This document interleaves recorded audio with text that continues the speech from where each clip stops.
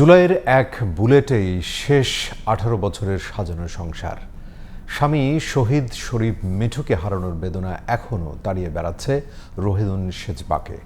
ঘাতকদের বিচারের পাশাপাশি সরকারের সহানুভূতি চান তিনি। একই সাথে বিটিভি সেন্টারের সামনের গোলাপ চত্বরের নাম স্বামীর নামে রাখার দাবি রোহিদুনের। জুলাই শহীদদের নিয়ে জিটিভির মাসব্যাপী আয়োজনে আজ থাকছে শহীদ মোহাম্মদ জান শরীফ মিঠুর স্ত্রী রোহিদুন সেজবার জীবন সংগ্রাম। ইউনুসেলের ক্যামেরা রিপোর্ট করেছেন রফিক মাহমুদ। 24-এর গণঅভ্যুত্থানে ঢাকার যেসব এলাকায় তীব্র আন্দোলন হয়েছে তার মধ্যে অন্যতম রামপুরা বাড্ডা এলাকা। ব্র্যাক বিশ্ববিদ্যালয় এবং ইস্ট ওয়েস্ট বিশ্ববিদ্যালয়ের শিক্ষার্থীরা রামপুরা ব্রিজ এবং মেরুল বাড্ডা এলাকায় গড়ে তুলেছিলেন অভেদ্য দুর্গ।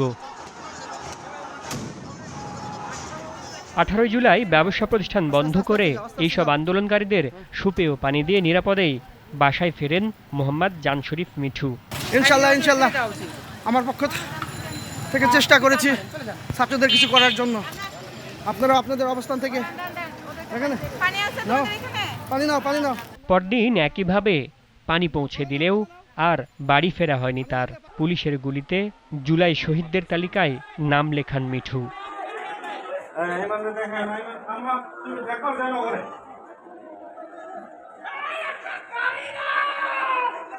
বেলা 3টার দিকে প্রিয় মানুষটি গুলিবিদ্ধ হলেও স্ত্রী রোহিদুন সেজবা খবর পান বিকেল 5টার দিকে।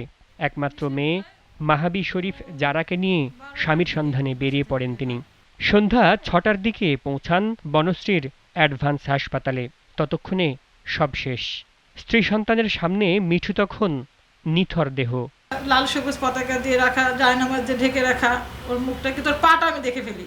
ওর জিন্স প্যান্ট পরা ছিল, ওর পাটা দেখে ফেলি। তখন তো আমি ওখানে চিৎকার করি। তো আমাকে তখন ওখানে কর্তব্যরত যারা ছিল তারা বলতেছে, আপনি একটু দেখেন, আপনি না দেখে কি করে বলতেছেন। তখন আমি বললাম যে 18 বছর ধরে যে মানুষটাকে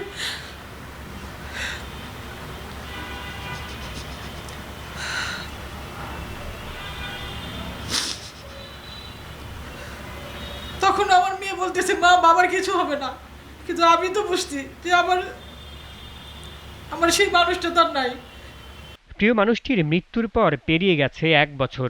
একমাত্র সন্তান জারাকে নিয়ে বেঁচে থাকার কঠিন সংগ্রামে স্ত্রী। প্রতিটা সংসারে কিন্তু স্বামী উপার্জনক্ষম থাকে।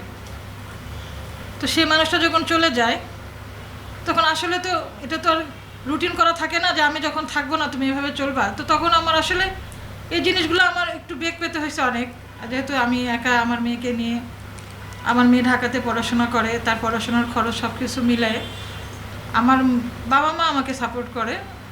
আর তাদের সাপোর্টেই আমি আবার ফিরে আসি ঢাকাতে, যে না আমার জীবনটা আমাকে একটু ঘুরিয়ে নিতে হবে, আমার মেয়ের জন্য বেঁচে থাকতে হবে। শুধু টাকা দিয়ে নয়, জুলাই শহীদ পরিবারের প্রতি মানবিক হওয়ার আহ্বান রোহিদুন সেজবার। প্রতিটা শহীদ পরিবার তো কেউই আসলে কিছু পাওয়ার আশা করেই তো আর শহীদ হয় নাই। কিন্তু আমাদের একটা আশা ছিল যে আমাদের পাশে সবাই খুব ডিপলি একটা চিন্তা করে থাকবে। শুধু টাকা দিয়ে কিন্তু পাশে দাঁড়ানো হয় না, একটা খোঁজ খবর নেওয়া, আমার বাচ্চা কীভাবে আছে, আমি কিভাবে আছি। আসলে বলতে গেলে আমাদের জীবন তার আগের মতো কখনোই ফিরে আসবে না। 19 জুলাই দিবাগত রাত 3টার দিকে ফরিদপুরে পারিবারিক গোরস্থানে চিরনিদ্রায় শায়িত হন বীর শহীদ মিঠু। ফ্যাসিবাদ যেন আর কখনো ফিরে আসতে না পারে, এমনটি চাওয়া তার স্ত্রীর। Rafiq Mahmud, GTV news, Dhaka.